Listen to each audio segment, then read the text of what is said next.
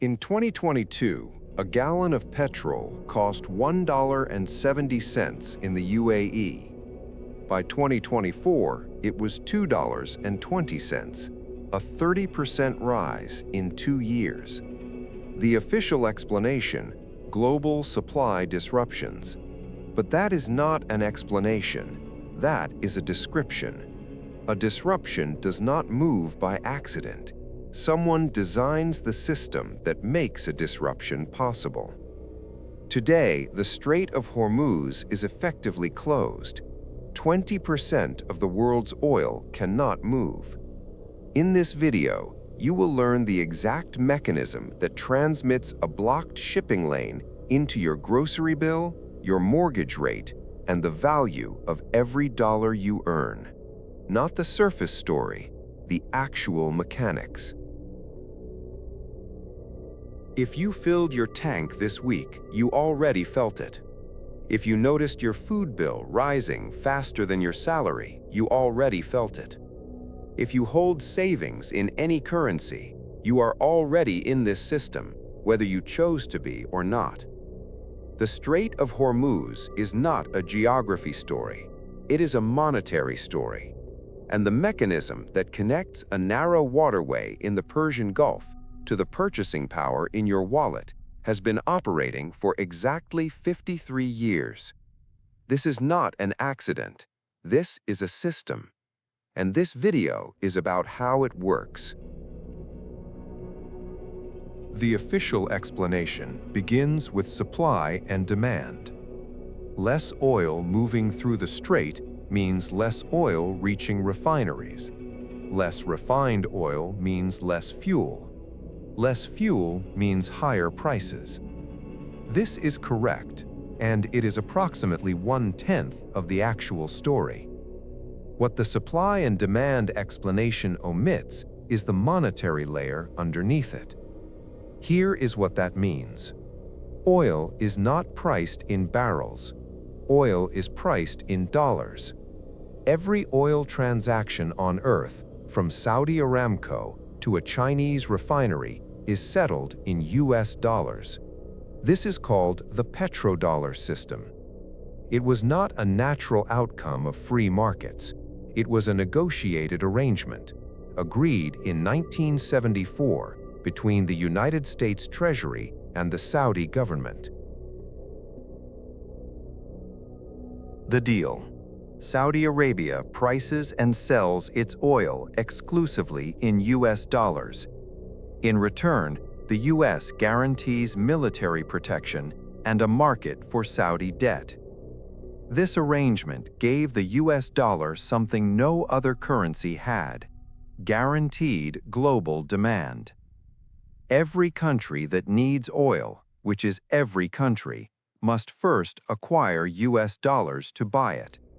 This creates permanent demand for the dollar, which allows the US to run trade deficits without currency collapse, which allows the US to borrow at lower rates than any other nation on Earth. The Strait of Hormuz is not just a shipping lane. It is the physical choke point of the petrodollar system. When it closes, it does not just block oil. It stresses the entire dollar architecture underneath. Here is the number that changes everything. In the first 7 days of this conflict, oil prices rose 31%. That is not a price change. That is a purchasing power event affecting every dollar-denominated asset on Earth. Here is why that number is never discussed in those terms.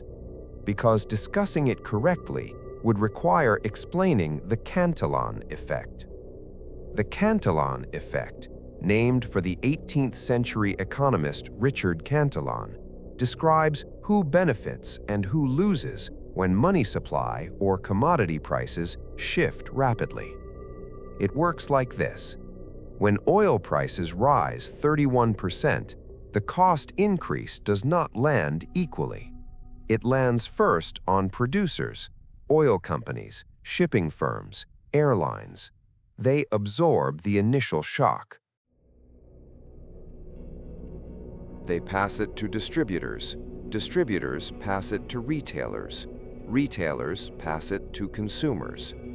By the time the price increase reaches your supermarket shelf, it has been amplified.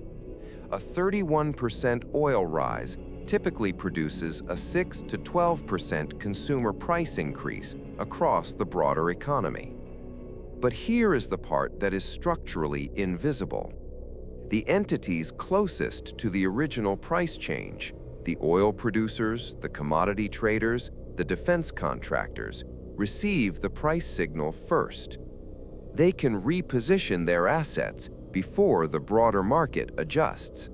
This is the Cantillon Effect in operation.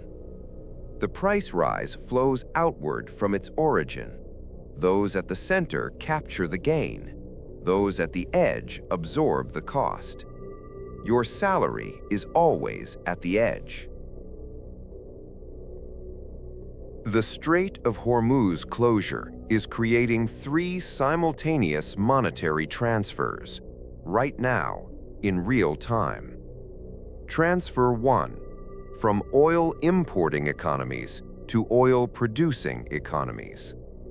Countries that produce oil, Saudi Arabia, the UAE, Kuwait, receive more dollars per barrel. Countries that import oil, most of Europe, Japan, India, most of Africa, pay more dollars per barrel. Purchasing power moves from importers to exporters.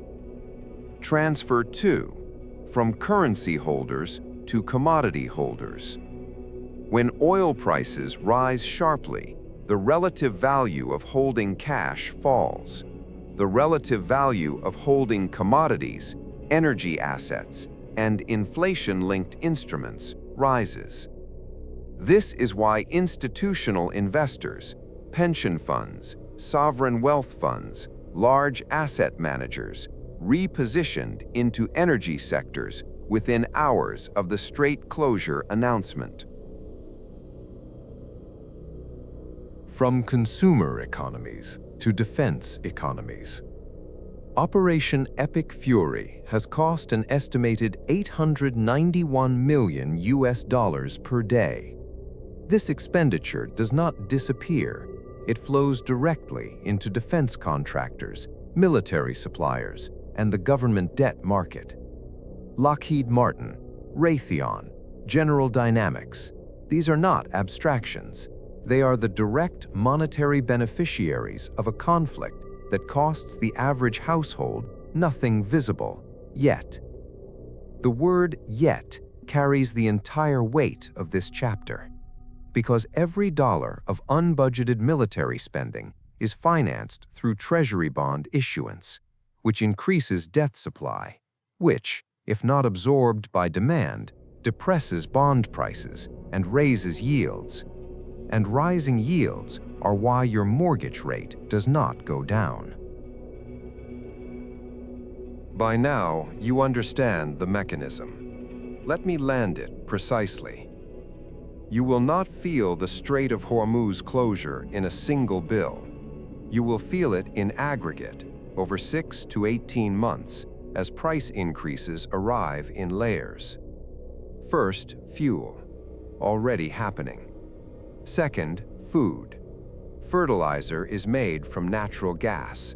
Shipping costs food distribution. Both are already repricing. Third, manufactured goods. Almost everything you buy is transported by oil-burning logistics chains.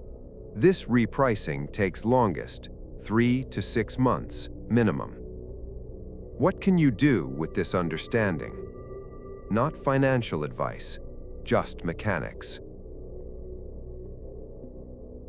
Inflation-linked assets, index-linked bonds, commodities, real assets are structurally positioned to absorb what cash cannot. Understanding which side of the Cantillon effect you are on, producer or consumer, asset holder or wage earner, is the first step to making decisions that are not simply reactive. The system was designed with these transmission mechanisms built in. They are not bugs, they are features. Knowing how they work does not change the system, but it changes your position within it. That is what monetary mechanics is for.